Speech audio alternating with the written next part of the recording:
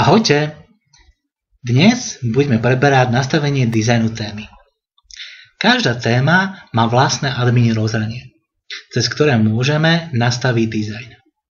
Free Theme Make umožňuje nastaviť farby, typ písma, rozloženie komponentov menu, zápätie alebo hlavičku. Dizajn témy môžeme prispôsobiť podľa nastavení. Vyberieme si tému a klikneme na tlačítko Prispôsobiť.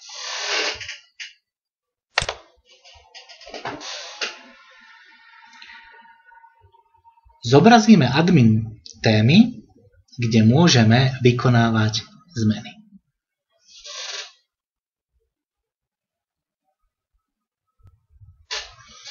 Ďakujem za pozornosť a teším sa na budúce.